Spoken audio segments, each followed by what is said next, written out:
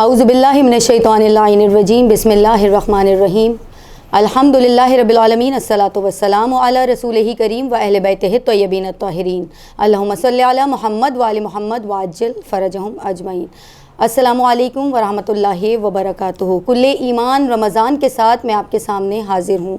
आज हम जिस प्रोग्राम में बात करेंगे 23 रमज़ानुल मुबारक है और शब क़द्र की बात होगी। क़ाला तबारक व तआला फ़ी क़ुरानिहिल करीम कि इन्ना अंज़लनाहु फ़ी लैलतिल क़द्र, कि हमने इस कुरान को शब क़द्र में नाजिल किया।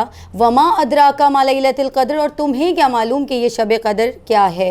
और यही जानने के लिए कि ये शब क़द्र क्या है, आज हमारे साथ गेस्ट मौजूद हैं एक इल्मी गुफ्तगू करने के लिए। मकतब तशय्यो का एक जाना पहचाना नाम और फ़ख्रे ज़ाकरात मिल्लत जाफ़रिया, बहुत ही इल्म लेकर शगुफ्ता चेहरे के साथ हमारे सामने हाजिर हैं ख़ानम शगुफ्ता साहिबा। अस्सलामु अलैकुम। वालेकुम अस्सलाम। कैसी हैं आप? अल्लाह का शुक्र। सबसे पहले तो हम शुक्रिया अदा करना चाहते हैं KSTV की पूरी टीम की जानिब से कि आप हमारे प्रोग्राम में आई और इतना कीमती टाइम आपने हमें दिया। मुझे भी बहुत अच्छा लगा यहाँ पर आकर। पहली बार मैं इस TV पर के लिए कर रही हूँ और अल्लाह ताला आपको बहुत तरक्की दे मेरे मौला। बहुत अच्छा प्रोग्राम है माशाल्लाह, नाम भी बहुत अच्छा है, प्रोग्राम भी बहुत अच्छा है।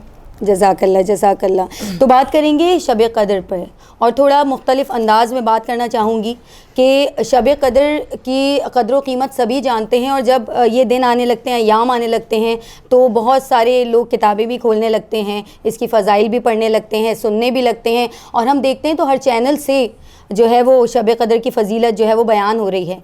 लेकिन एक मुख्तलिफ अंदाज़ में कि अहले बैत अलैहिमुस्सलाम ने अपने घराने की एक पाको पाकीज़ा हस्ती को जो है वो इस शब क़द्र से तशबीह दी है। तो मैं ये जानना चाहूँगी कि कौन सी वो बुलंदो बाला हस्ती हैं और कौन से ऐसे फ़ज़ाइल हैं उनके कि जिसकी वजह से उन्हें लैलतुल क़द्र कहा गया। बहुत अच्छा सवाल है आपका। मेरे छठे इमाम जाफ़रुस सादिक़ अलैहिस्सलाम तफ़सीर फ़ुरात कुफ़ी में इरशाद फरमाते हैं कि ये शब क़द्र जो है ये 1000 महीनों की रातों से अफजल है। तो एक शख्स ने कहा कि या इमाम ये बताइए कि लैलतुल क़द्र क्या है। तो मेरे इमाम ने उसका चेहरा देखकर मुस्कुराते हुए कहा कि लैलतुल क़द्र मेरी दादी फ़ातिमा है, सुभान अल्लाह, मेरी दादी फ़ातिमा है। और कहा कि जिसने मेरी दादी फ़ातिमा को समझ लिया उसने लैलतुल क़द्र को समझ लिया, सुभान अल्लाह, उसने लैलतुल क़द्र को समझ लिया। और आप ये देखिए कि जनाब सैयदा को ये मकाम क्यों हासिल हुआ है, क्यों हासिल हुआ कि इस कुरान के लिए कहा कि इस कुरान को देखना इबादत है, और जिस रात में ये कुरान नाजिल हुआ वो 1000 महीनों से अफजल है। जिस रात में कुरान नाजिल हुआ, आप सोचिए उस बीबी का मर्तबा क्या होगा कि जिसकी ये कुरान सामित है और जिस बीबी की आगोश से 11 कुरान नातिक, सुभान अल्लाह, बेशक 11 इमाम कुरान नातिक मिले, तो आप सोचिए उसका मर्तबा क्या है। बेशक मैं अपनी शाहज़ादी की शान क्या बयान करूं कि ये मर्तबा बीबी को क्या कैसे मिला कि किसी ने कहा कि जनाब सैयदा इसरार का सर चश्मा, इस्मत व इफ़्फ़त का सूरज, हिकमत का आसमान, बिज़्ज़तुन नबी, हबीबतुल वली और राज़े परवरदिगार की कान है। राज़े परवरदिगार की कान है। इस बीबी का की अज़मत में किस तरह से बयान करूं कि जिनके बीबी के दरवाज़े पर नबियों का सुल्तान सुबह शाम सलाम भेजता है, उसे फ़ातिमा कहते हैं। आप क्या जाने फ़ातिमा क्या है, आप क्या जाने। बेशक यानी जिनके दरवाज़े के ऊपर कायनात के अर्श मुअल्ला के बड़े बड़े फरिश्ते भिकारी बन के खड़े होते हैं, उनको फ़ातिमा कहते हैं। सुभान अल्लाह। जिनकी जागीर जो है वो जन्नत है, उनका नाम फ़ातिमा है। और जिनके दरवाज़े पे सितारा उतरता है, उनका नाम फ़ातिमा है। जिसकी तस्बीह से लोगों को ज़िंदगियाँ मिल जाती हैं, उनका नाम फ़ातिमा है। जनाब सैयदा का क्या मर्तबा है, और इसीलिए आपको शबीह लैलतुल क़द्र कहा गया। यानी सूरह कौसर तो जनाब सैयदा की शान है, लेकिन आपको शबीह लैलतुल क़द्र कहा गया। तो मेरी शाहज़ादी का मकाम हम उनकी मार्फत कर ही नहीं सकते, मेरी शाहज़ादी। तो बेशक हमें इसका मतलब है इस रात में अगर हमें इस रात को दर्क करना है तो जनाब सैयदा सलामुल्लाहि अलैहा कि जैसे कि आपने को समझना होगा, बिल्कुल उनकी ज़ात को समझना होगा, उनकी मुआरिफत को हासिल करना होगा और अपनी मुआरिफत को उस लेवल तक पहुँचाना होगा कि जो उनका एक मकाम मर्तबा है। बाज़ दफ़ा हम देखते हैं कि जनाब सैयदा सलामुल्लाहि अलैहा के बहुत फ़जीलतें बयान होती हैं, लेकिन मज़लूमियत भी बयान होती है। जहाँ मज़लूमियत बयान करने पे आते हैं तो हम बहुत ज़्यादा मज़लूमियत बयान कर देते हैं, हम फ़ज़ाइल कहीं ना कहीं उस मज़लूमियत में खो देते हैं। کہ اگر بی بی مظلومہ ہیں تو ان کے فضیلتیں بہت زیادہ ہیں، کیونکہ پروردگار عالم نے جو جوڑے بنائے ہیں آسمانوں پر، یہ وہ واحد جوڑا کہ جو آسمان پر بنا، اور جو جوڑے آسمانوں پر بنائے گئے انہیں ایک ہی طرح کا بنایا، اور ایسے ہی ہم نے زمین پہ دیکھا جو پروردگار جوڑے بناتا ہے، کہاں سے کہاں جا کے شادیاں ہو جاتی ہیں اور مل جاتے ہیں، لیکن اس کے بعد نیچر ایسی مل رہی ہوتی ہے میاں بیوی کی، تو یہ پروردگار کی قدرت کا نظام ہے۔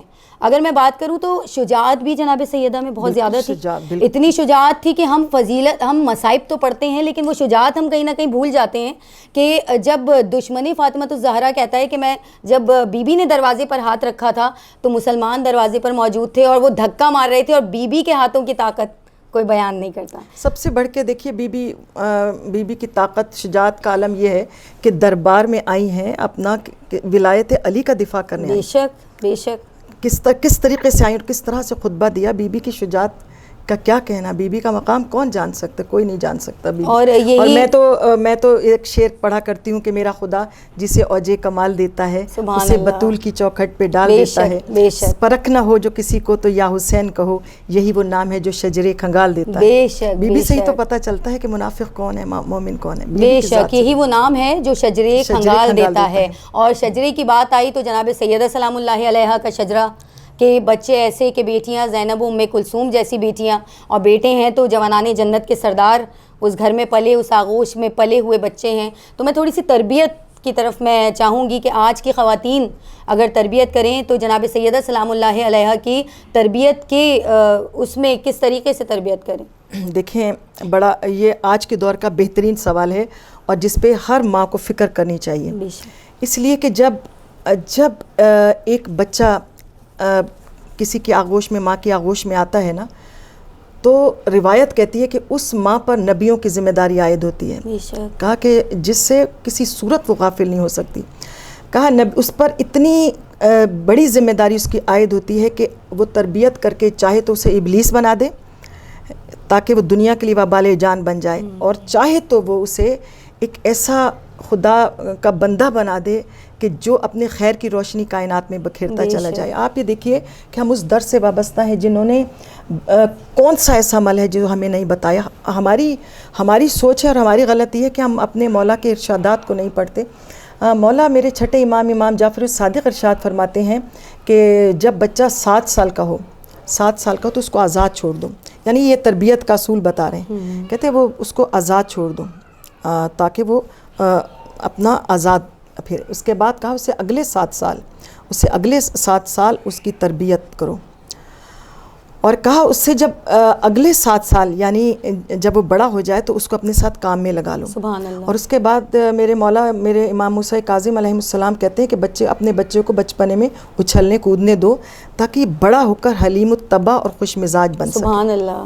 پتہ چلا کہ جو بچے بہت سختی میں پلتے ہیں، میں جب یہ مولا کے میں نے ارشاد پڑھا اور میں نے مولا کا یہ ارشاد پر غور کیا، تو آپ یہ دیکھیں کہ آج کل جو ہمارے ہاں بچوں کی تربیت کا فقدان ہے، اس کی وجہ یہ ہے کہ میں کہتی ہوں ہم سے بہتر طور پہ انگریز سمجھتے ہیں اس بات کو کہ ماں کی آغوش بے شک بہترین درسگاہ ہے، کم از کم 5 سال کے لیے بے شک بچے کی تربیت کے لیے ماں کی آغوش۔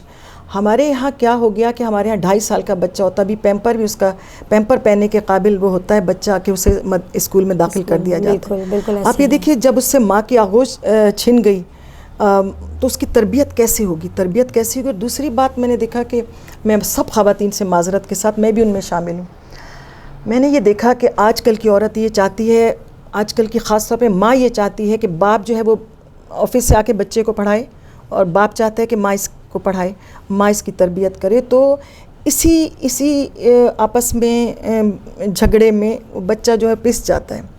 اور پھر مجھے بتائیے کہ آج کل کا تو دور خیر اتنا پورا شبھ دور ہے کہ ہر بچے کے ہاتھ میں موبائل ہے، بچہ رو رہا ہے موبائل پکڑا دیا، یعنی دیکھ رہے کہ ہم بچے کو کیا دے رہے ہیں، بچہ کتنا اپنے ایمان سے دور ہو رہا ہے، کس قدر۔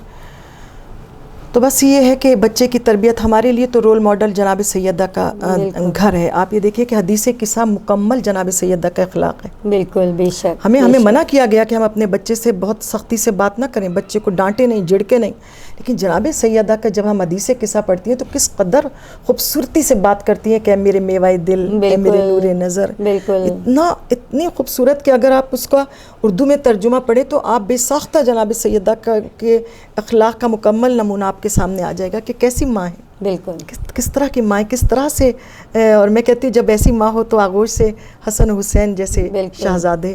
بالکل، کہ وہ ایک شعر ہے نا کہ جنت کے شہزادوں کی جنت ہے فاطمہ، کیونکہ بی بی فاطمہ تو زہرا کے قدموں میں امام حسن اور حسین کی جنت ہے، اور وہ خود شہزادے ایسے ہیں کہ وہ جنت کے شہزادے ہیں. اور بے شک پہلی درسگاہ جو ہے وہ ماں کی گود ہوا کرتی ہے. تو ہم شب قدر کی جانب دوبارہ آتے ہیں، اور ہمارا جو سوال تھا کہ تنزل الملائکۃ والروح، اس آیت میں پروردگار عالم جو روح اور ملائکہ کی بات کر رہے ہیں، تو کون سے ملائکہ ہیں جو آسمان سے اترتے ہیں، زمین پر آتے ہیں، اور کیا چیز وہ لوگوں کو دے کر جا رہے ہوتے ہیں، اور کس امام کے پاس پھر وہ ہمارے پاس سے ہماری تقدیروں کو لے کر جاتے ہیں؟ اگرچہ یہ سوال ہو چکا ہے، اس رات شب قدر کی رات جو ہے جناب جبرائیل اور ملائکہ اترتے ہیں. جناب جبرائیل اللہ کا اذن لے کر اترتے ہیں، سبحان اللہ، خدا کا امر لے کر اترتے ہیں. کس پر اترنا چاہیے مجھے بتائیے؟ کیا جناب جبرائیل خانہ کعبہ پر آئیں گے، روضہ رسول پہ؟ نہیں. ہمیشہ جب خدا کا امر آتا ہے تو وہ اولی الامر پر آتا ہے، بے شک، اولی الامر پر. اور اس رات ہمارے تمام اعمال امام زمانہ کے سامنے پیش کیے جاتے ہیں. سبحان اللہ. امام زمانہ کے تو وہ امر لے کر اترتے ہیں. اور میں نے کہا تھا ابھی کہ معصوم سے پوچھا گیا کہ شب قدر کیا ہے، تو اس رات کہاں اترتے ہیں ملائکہ؟ تو کہا تھا کہ وہ میرے گھر پہ اترتے ہیں. کہا کہ وہ میرے گھر کا طواف کرتے ہیں. آسمان والوں کے لیے واجب ہے کہ وہ بیت اللہ کا، زمین والوں کے لیے واجب ہے کہ بیت اللہ کا طواف کریں، اور آسمان والوں کے لیے واجب ہے کہ ہمارے گھر کا طواف کریں. تو اس رات وہ امر لے کر اولی الامر پہ اترتے ہیں، اور ہمارے تمام اعمال اس رات امام زمانہ کی باب میں.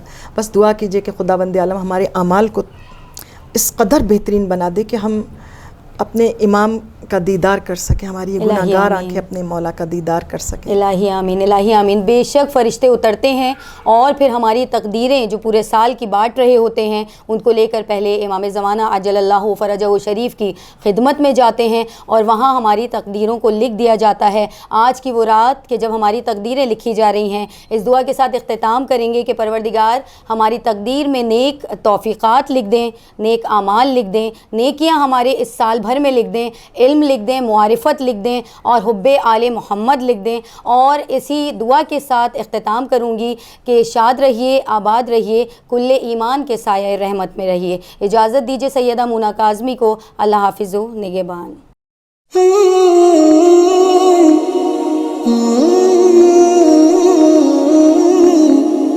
Mm-hmm.